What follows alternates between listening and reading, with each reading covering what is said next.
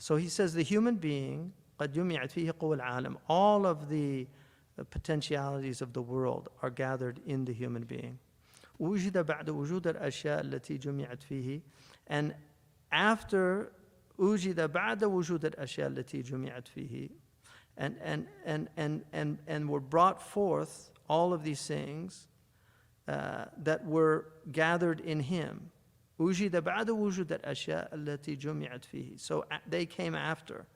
وعلى هذا نبه الله تعالى الذي أحسن كل شيء خلقه وبدأ خلق الإنسان من طين. So the one who perfected everything that he created, and he began the creation of the human being with mud. وقول النبي صلى الله عليه وسلم الذي تقدم ذكره. So the human being was created after all these things, and all of the potentialities, the powers that are in the world were placed in him. And that's what he's saying here, is that he created everything with ihsan, and then he began the human being as he's going to argue that it's an abridgment of the whole world that he created. وقول النبي صلى الله عليه وسلم الذي تقدم ذكره. And that was mentioned in the Ka'b al-Ahbar, the saying of Ka'b al-Ahbar about what Allah created during the various days. وقد جمع الله تعالى في الإنسان قوة بسائط العالم ومركباته وروحانياته وجسمانياته ومبدعاته ومكوناته. فالإنسان من حيث إنه بواسطة العالم حصل ومن أركانه وقواه وجد هو العالم. So Allah gathered in the human being basa'it al-alam. So the basa'it here means the elements. You know, you have in medicine, in tibb al-Arabi, in the traditional tibb that Ibn Sina was a master of, you have what are called the basa'it and the murakkabat. So you have simple cures or treatments, and then you have compound. So for instance, like aspirin is one thing, but if you take a medicine that has several different types of medicine in it, or like an antibiotic, it's one thing that's in that thing, like penicillin. So that would be a basit. But it also can mean elements, just generally the word basa'it. It's the foundational things, the simple substances. وروحانيته, the spiritual matters, وجسمانيته, and the material. So he means the spiritual and the material. ومبدعاته, all of his extraordinary creations. ومكوناته, and all of those things that Allah subhanahu wa ta'ala has kawana, like brought them into existence and formed them and fashioned them. فالإنسان من حيث إنه بواسطة العالم حصل. So the human being, by means of the world, he came about. ومن أركانه, from the very elements of the world. وقواه أجد.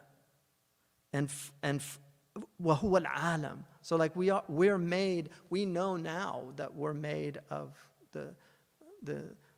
even the whole universe, what it's made of. We have all of that in us. That's his point, is that we have the stars in us, we have the planets, we have the ether. It's all in us, in the human being.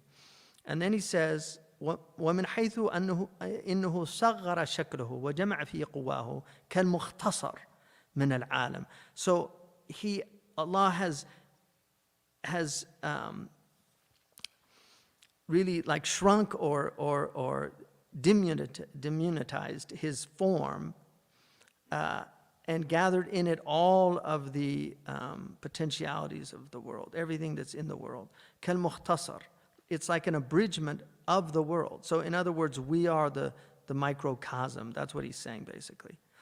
فإن المختصر من الكتاب. So if you look at the abridgment of a book, هو الذي قلل لفظه. It's the one in which the words are diminished. So it's a paucity of words. واستوفي معناه, and yet the meaning is complete. Because a lot of books, as you know, have things that expound upon, but you can abridge a book to get to the fundamental things and not miss anything from the book.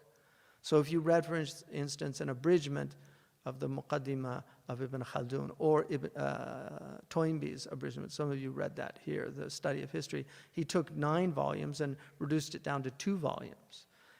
And you will get in that book the basic contents of the 9 volumes. So, ومن حيث إنه جعل من صفوة العالم ولبابه وخلاصته وثمرته فهو كالزبد من المخيط.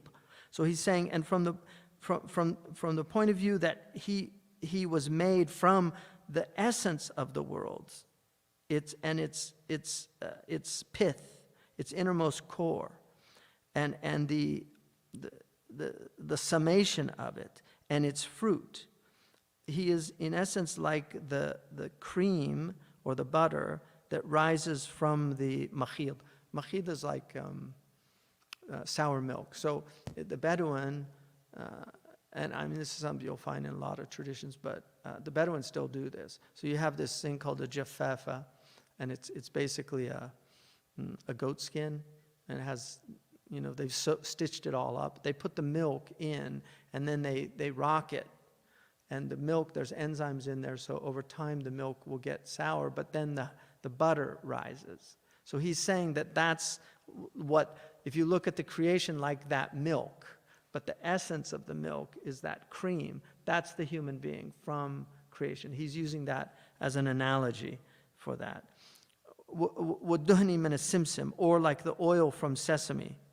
فَمَا مِنْ شَيْءٍ إِلَّا وَالْإِنسَانُ يُشْبِهُهُ مِنْ وَجْهٍ. So there's nothing in the world except you'll find some similarity between that thing and between the human being. كالأركان. So if you look at the elements of the world, من حيث ما فيه من الحرارة والبرودة والرطوبة واليبوسة, from the perspective of heat and cold and moisture and dryness. So human beings have all those elements based on that 4 elemental theory. Or كالمعادن من حيث ما هو جسم. Or like the minerals, because the human being has minerals in his body. So he's a material form, like a rock. And the Prophet ﷺ said also spiritually, الناس معادن. People are spiritual minds. So there's gold people, there's silver people, there's copper people, there's lead people, there's radioactive people, toxic people. Like people, there's الناس معادن. And then he says, وَكَالنَّبَاتِ مِنْ حَيْثُ يَتَغَذَّى وَيَتَرَبَّى. And also we're like the vegetable world, because we grow like vegetables. We eat, like you pour water on the plant and it grows. You give it the potassium and the phosphate and it grows, or manure, or whatever you do, the compost. So the same with the human being. We grow like that. وَكَالْبَهِيمَةِ, or like the animal kingdom, so mineral, vegetable, animal, مِنْ حَيْثُ مَا يُحِسُّ, that it's sentient, وَيَتَخَيَّرُ, and then it also has levels of perception, وَيَتَوَهَّمُ, like an animal can actually be frightened and think something's there that's not there. Like an animal can see a rope and think it's a snake, and so it imagined something that wasn't there. So it's saying we share that with the animals. وَيَلْتَدُ وَيَتَأَلَّمُ. We know that animals also have pleasure and pain. I mean, animals, a cat, if you pet a cat, it starts purring because it enjoys the petting, the touch of it. And then he says, وَكَالسَّبْعُ مِنْ حَيْثُ مَا يَحْرَدُ وَيَحْرَبُ, or يَحْرِدُ وَيَحْرِبُ is حَرِدَ يَحْرَدُ وَحَرِبَ يَحْرَبُ. I think it can go both ways. كَالسَّبْعِ مِنْ حَيْثُ مَا يَحْرَدُ وَيَحْرَبُ. So يَحْرَدُ is like to get angry, حَرِدٌ, somebody who's angry, and يَحْرَبُ, they get belligerent. So he's saying we're like predatory animals that can get belligerent. وَكَالشَّيْطَانِ, or demons, مِنْ حَيْثُ مَا يَمْكُرُ وَيَكِيدُ وَيُغْوِي وَيُضِلُّ, or we become like demons in that we plot and we have these Machiavellian strategies, and that we lead people astray, right? Like shayateen. وَكَالْمَلَكِ, or we can be like the angel. مِنْ حَيْثُ مَا يَعْرُفَ اللَّهَ تَعَالَى وَيَعْبُدُهُ وَيَخَافُهُ. We can be like the angel that knows God and worships God and is in awe of God. وَكَاللَّوْحِ الْمَحْفُوظ, or we could be like the preserved tablet. مِنْ حَيْثُ قَدْ جَعَلَهُ اللَّهُ مَجْمَعَ الْحِكَمِ, that Allah has put all of the wisdom of creation into that tablet. التي كتبها فيه على سبيل الاختصار.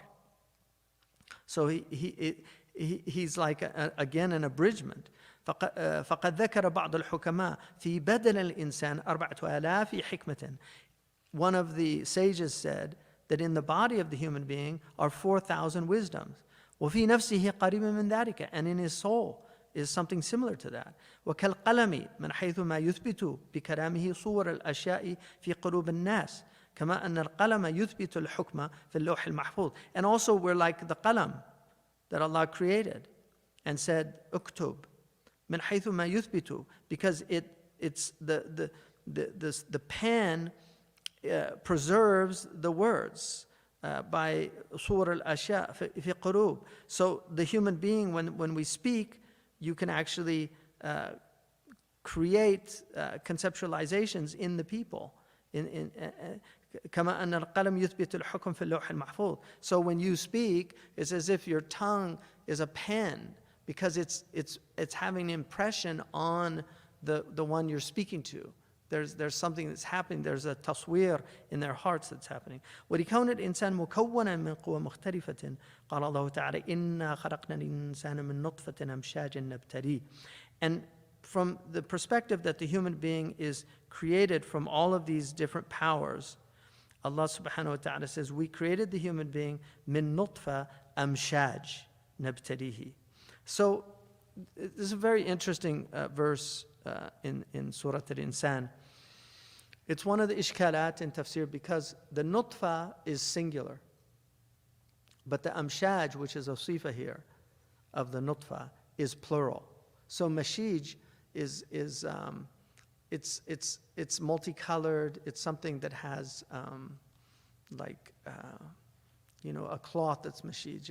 It's woven, interwoven. So there's a warp and woof to it. So amshaj is mixed. So it's a nutfa mixed. I really think genuinely that this ayah is one of the great miracles of the Quran, because I think it's clearly indicative of the zygote, which is the mixing of the male and the female genetic material. And it's very interesting that the word, and I don't know why they did this, but the word in modern Arabic for the genetic material is the same word that is used here and I don't know if they did that purposefully, or is that just merely a linguistic coincidence, or if it is, then it's clearly from Allah subhanahu wa ta'ala. It's like Imam Malik was asked about the porpoise. Porpoise, it's called khanzir al-bahar, which means the pig of the ocean, because porpoise in Greek means ocean pig. And so, because it's got that snout, right, the porpoise. So they asked Malik, what he thought of it. Did he think it was permissible? And he said, Antum sammaytumuhu khanzira. You named it a pig. In other words, just because it has that name, I wouldn't eat it. So names are very interesting in that way. أي مختلطة من قوى أشياء مختلفة. So it's mixed from all these potentialities, from all these different things. ولكون العالم والإنسان متشابهين إذا اعتبرها قيل الإنسان عالم صغير.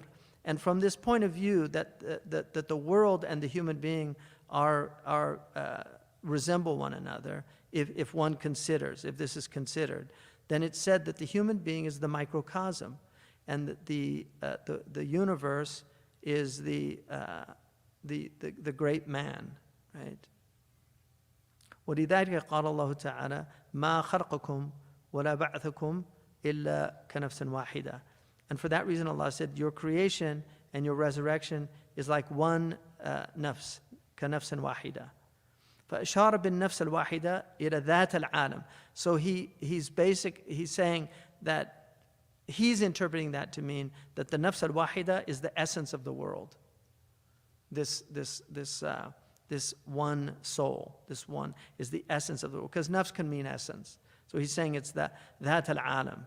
ولما كان كل مركب من أشياء مختلفة يحصل باجتماعهن معنى ليس بموجود فيهن على انفرادهن كالمركبات من الأدوية والأطعمة كذلك في نفس الإنسان حصل معنى ليس في شيء من موجودات العالم وذلك المعنى هو ما يتخصص به من خصائصه التي يتميز بها مثله عن غيره من هيئات له كانتصاب رقامته وعرض الظفر وانفعالات له كضحك والحياة وفعل له كتصور المعقولات وتعلم الصناعات واكتساب الأخلاق والله أعلم. So then he says, when every compounded thing from all these diverse things, when you see that they are all gathered into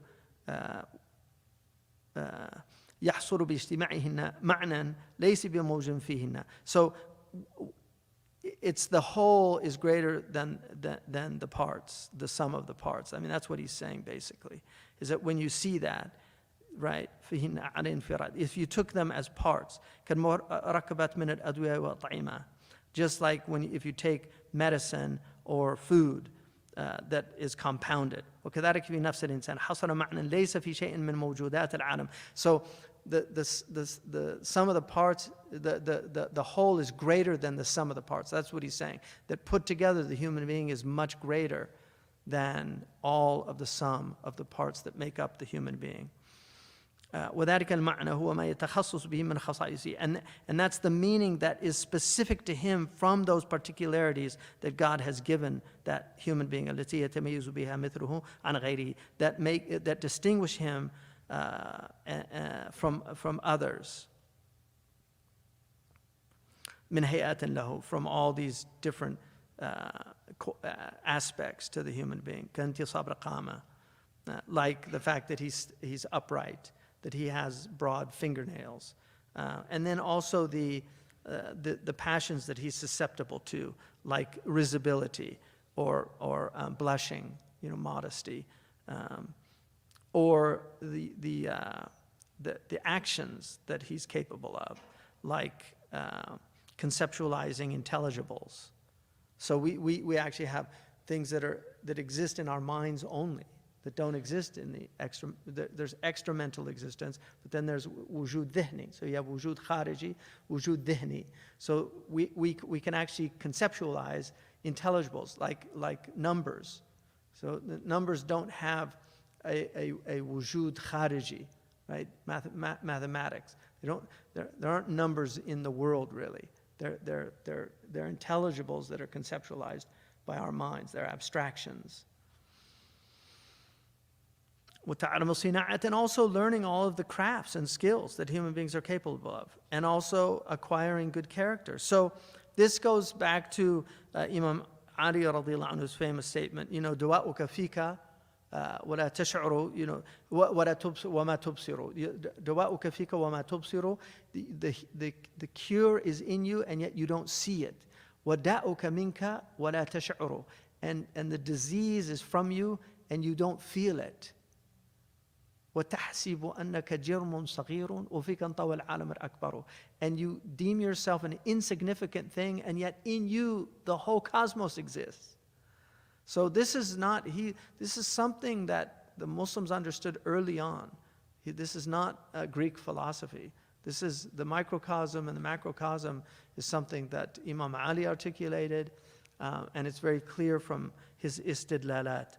So الإنسان تكون الإنسان شيئا فشيئا حتى يصير إنسانا كاملا. الإنسان يتكون أولا جمادا ميتا كما قال الله تعالى وكنتم أمواتا فأحياكم وذلك حيثما كانت ترابا وطينا وصلصالا ونحوها ثم يصير نباتا ناميا كما قال الله تعالى والله أنبتكم من الأرض نباتا وذلك حيثما كان نطفة وعلقة ومضغة ونحوها ثم يصير حيوانا وذلك حيثما يتبع بطبعه بعض ما ينفعه ويحترز من بعض ما يضره ثم يصير إنسانا فيخصص أو يختص برفعال الإنسانية. So he says the human being begins from an inanimate substance. He begins from an inanimate substance. Allah says, كنتم أمواتا فأحياكم. You were inanimate and we animated you. We brought you to life. So you were inanimate, mayyit, and we brought you to life. وذلك حيث كانت ترابا. And what he means there is that you were dirt, you were mud, you were soil rather. You were mud, and then you were the ceramic preparation. ثم يصير نباتا. And then you became vegetative, that had growth. And that's what Allah means when He says, Allah ambatakum min al-ard. He caused you to grow from the earth. He caused you to grow nabatan. Nabat is vegetable. So we go through these stages. And this is very important because when we get to the end of the book, you're going to see that this is very important, these stages, that he's spending time on this because he comes to a profound conclusion at the end of this, which is really actually, it's so overwhelmingly stunning that it'll just give you a completely different perspective on why God has created us in these phases and stages and what God intends by it. So, and then he says, وَذَلِكَ حَيْثُ مَا كَانَ نُطْفَةً وَعَرَقَةً وَمُضْغَةً وَنَحْوُهَا. So that's the vegetative, that's biological life, and that's why even though the spiritual life has not come into you're in a vegetative life. So we were nabat, right? And then we go to the animal, and then we go to the spiritual, the immaterial, when we get our soul. So those are the phases that we go through. Allah has put us through these phases. So we were dead with just substance that was not biological life. So we were basically mineral, and then we became a vegetable, and then we become animal, and then we become human. So we go through these phases. And he said, ثم يصير حيوان, and then animal. وذلك من حيث يتبعه بطبعه بعض ما ينفعه.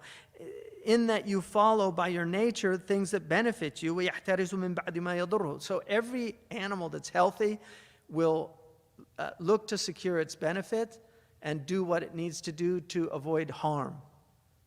And that's why Allah says that the human is more astray than animals, because they don't look after their benefit.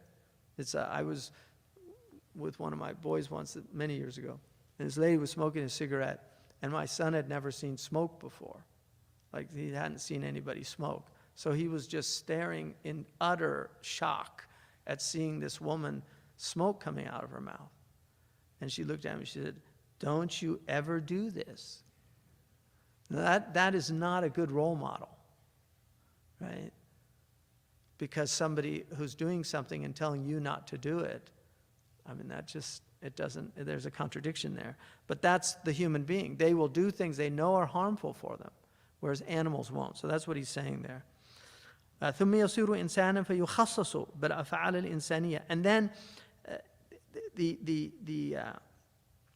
those things that make us human then become part of our, of our nature. وقد نبه الله تعالى على ذلك من مواضع كثيرة. So Allah has indicated this in many places in the Quran. Like when Allah said, يا أيها الناس إن كنتم في ريب من البعث فإنا خلقناكم من تراب ثم من نطفة ثم من علقة ثم من مضغة مخلقة وغير مخلقة لنبين لكم ونقر في الأرحام ما نشاء إلى أجل مسمى. So, O humanity, if you're in doubt about the resurrection, think about this. We created you from earth, and then from a zygote, and then from a embedded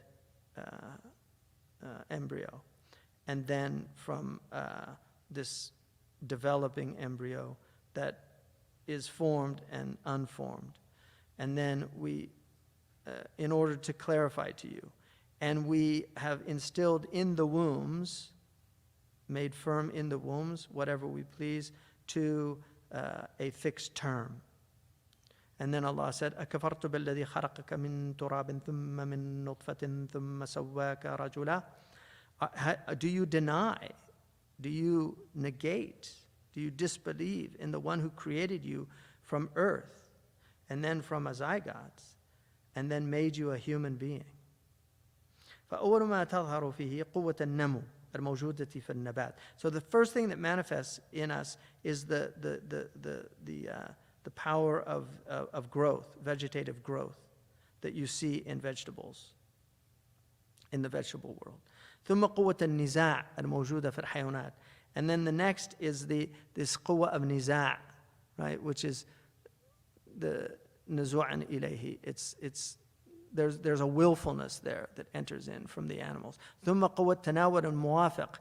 And then the power of getting what is pleasing, ودفع المخالف, and avoiding what one doesn't want. ثم الحس, and then sentience. ثم تخيل, imagination. ثم تصور, conceptualization. ثم تفكر, reasoning. ثم العقل, right? So thought, تفكر there would be thought, and then reason. ثم العقل, and then reason. فهو لم يصير إنسانا إلا بالفكر والعقل. So you only achieve your humanity once you get to that ability to think and reason. الذي فيه يميز به من الخير بين الخير والشر. That you can distinguish between good and evil. And this is تحسين قد تقبيح. So you have this khilaf. The Mu'tazilite basically said the aql was able to perceive good and evil. And the other schools, the Maturidiyya and the Ash'ari, they believe that also, but they limit it. So they don't have the absolute position that the Mu'tazilite takes. So they believe that the intellect can perceive what's tahsin and taqbih. Like the intellect is left to understand that knowledge is good and that ignorance is evil. That's the realm. The intellect can do that. It doesn't need revelation to determine that. It can see that theft is bad and that honesty is good, murder is bad, treating other human beings the way you'd like to be treated. Those are things that reason can arrive at. So that's a soft natural law, right? It's a soft natural law. It's not a hard natural law, but it's a soft natural law. But where they differ, and then they also mula'amat al-taba'. They also believe that you like something or dislike something, because a lot of there's a whole theory of ethics called the boohoo theory. The things you don't like are bad, and things that you like are good. So our scholars recognize that that's an aspect of ethics. Like we might find it disgusting to eat snails, so we say, oh, that's bad. But then you travel to France or even Morocco, and they're cooking snails, and the Moroccans say, oh, that's good. So that's just nature, taba'. And Imam Shafi'i puts some emphasis on that in terms of tahsin and taqbih. The third, though, is what relates to iqab and thawab. That in terms of the details of right and wrong, the intellect can't reach that. It can't get to, there are many things that the intellect will not be able to understand. And then also the punishment and the reward that goes with the action. That's the realm of Sharia. It's not the realm of aql. I mean, you can make, there's ta'zir in Sharia, which the aql can do. But in terms of the afterlife, the reward and punishment of the afterlife for actions that are done in this world, only revelation can determine that.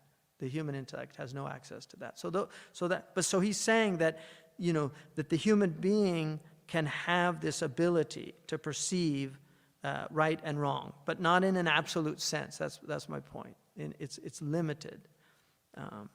And then he says,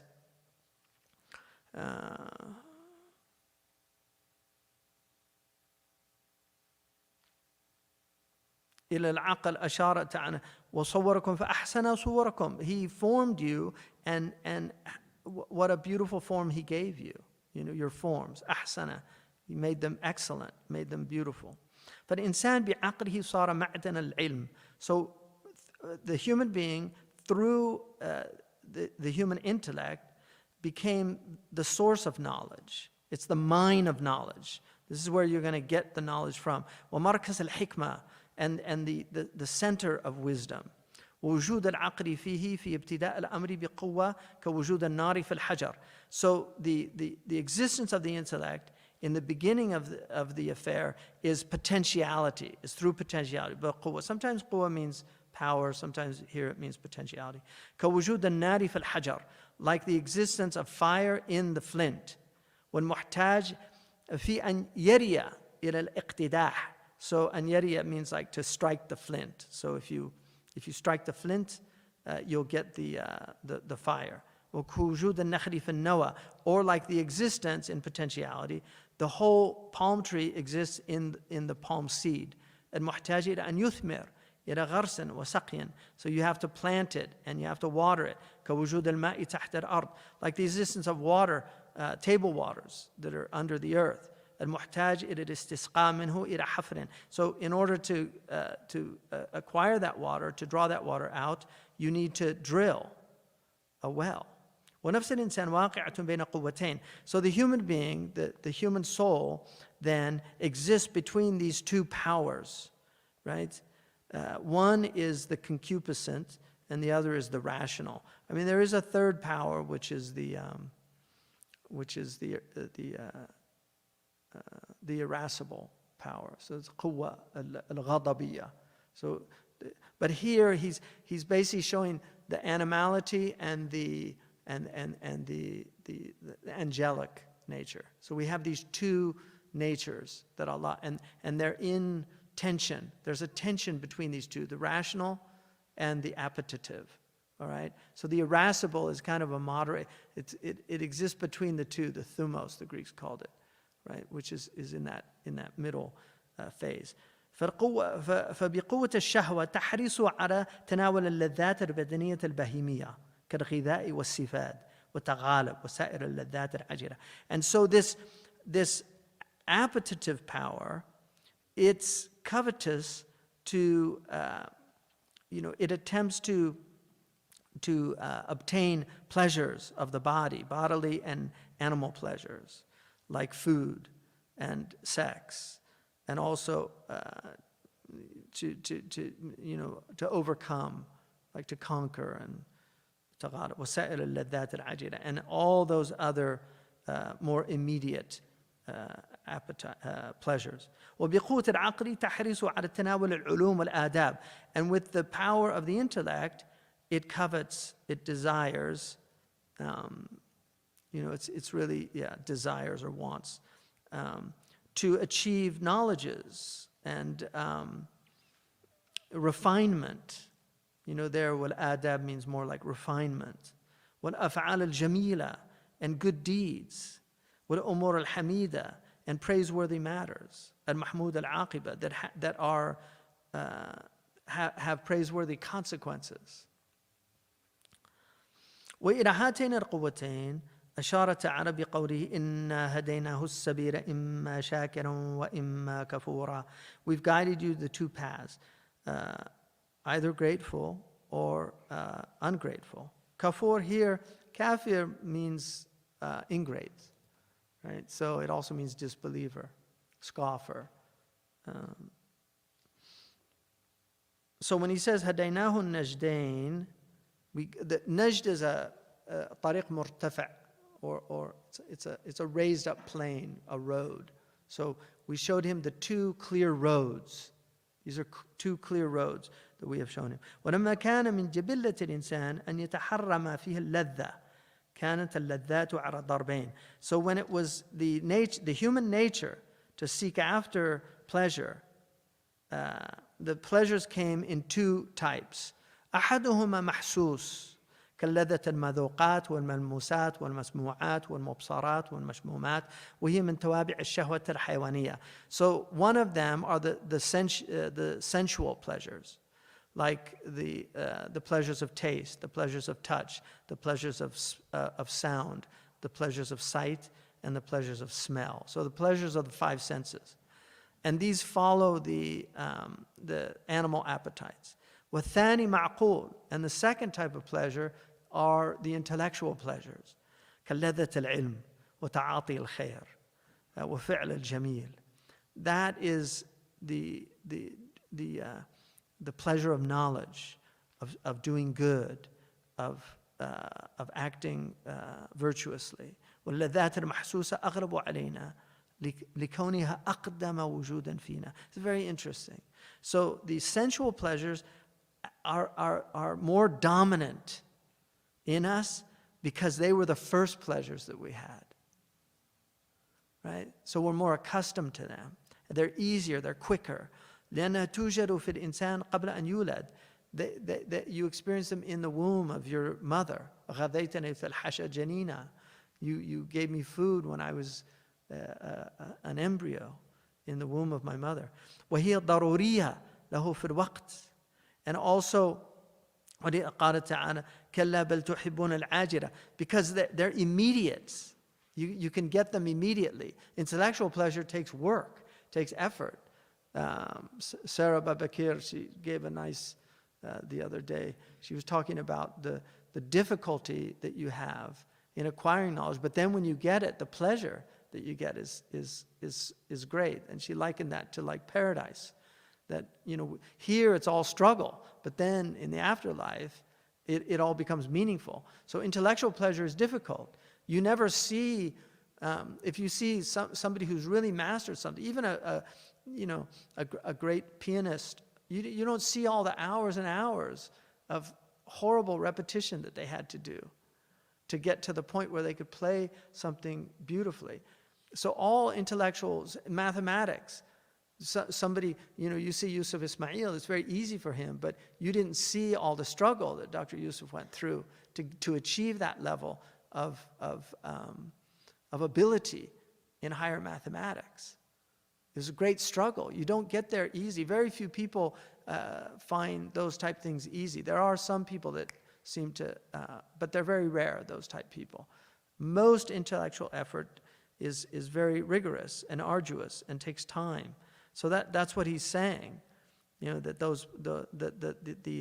the sensual pleasures are very quick. You just eat a cake and it tastes great, and then you regret eating it. Right? That's the nature of sensual pleasure. Most of it is actually a little remorseful, because it's generally, a lot of it's a waste of time. وَلِذَا يَكْرَهُ أَكْثَرُ النَّاسِ مَا يَأْمُرُ بِهِ الْعَقْلِ. And for this reason, and then Allah says, كَلَّا بَلْ تُحِبُّونَ الْعَجَلَ. You love immediate things and you put off what's coming.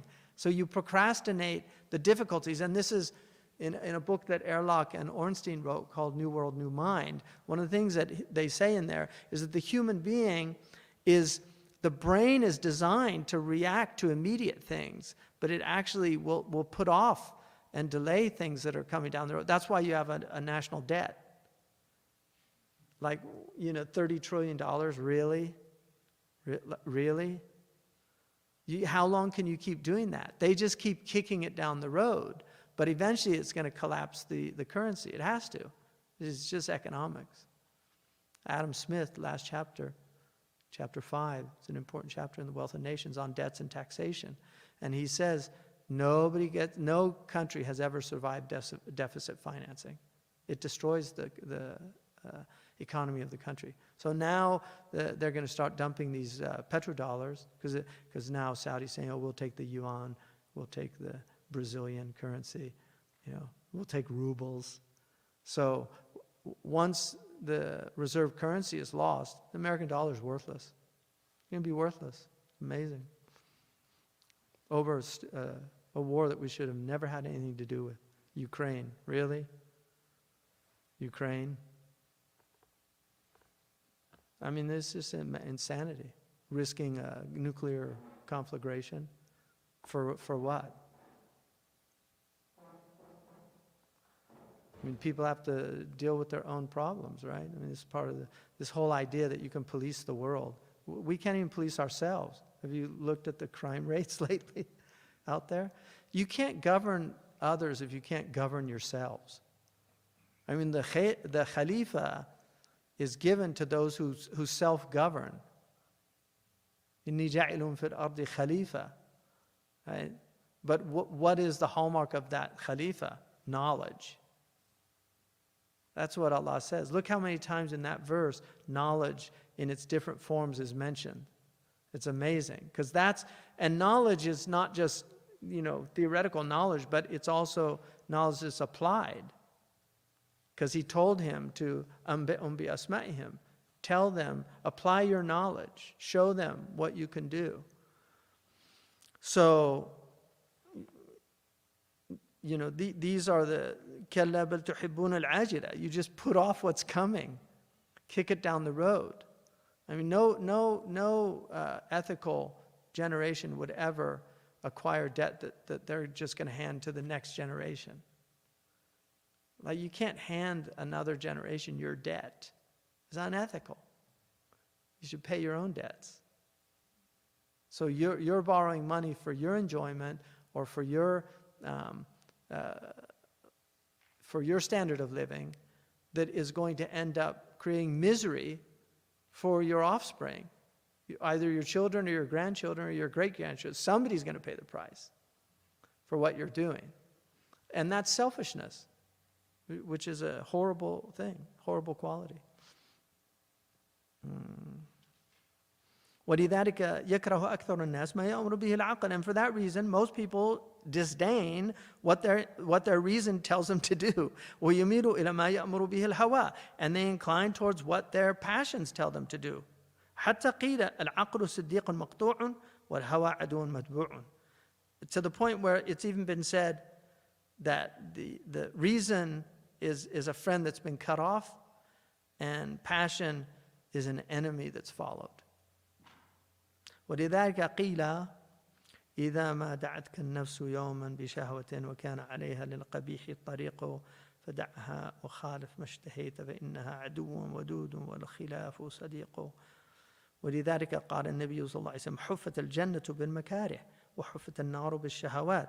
So the poet said, if your nafs enjoins you to some appetite, but to get to it will lead to something untoward, something bad, leave it and go against what you desire, because it's an enemy, it's a loving enemy. وَالْخِلَافُ صَدِيقُ. And to go against it is your friend. And then the Prophet ﷺ for that reason said, حُفَّتَ الْجَنَّةُ بِالْمَكَارِهِ وَحُفَّتَ النَّارُ بِالشَّهَوَاتِ. It's a really important hadith, that the paradise is surrounded by distasteful things, like getting up at dawn and praying. It's not easy on the self. It's one of the times where sleep is deepest for most people. Doing wudu when the water's cold. Giving money, like in shahih. The Prophet said the best sadaqah is when you're sahihun shahihun yakhsha al-faqr. When you're in a good state, but you're covetous of your wealth and fearing poverty. That's the best, because you're going against your nafs. So all those things, when you go against yourself, those are the things that get you close to Allah, is going against the self. Following the self, the Prophet ﷺ said, Al-mu'minu kayyis, fatan. The mu'min is kayyis. Qiyas is intelligence. The mu'min has intelligence. Man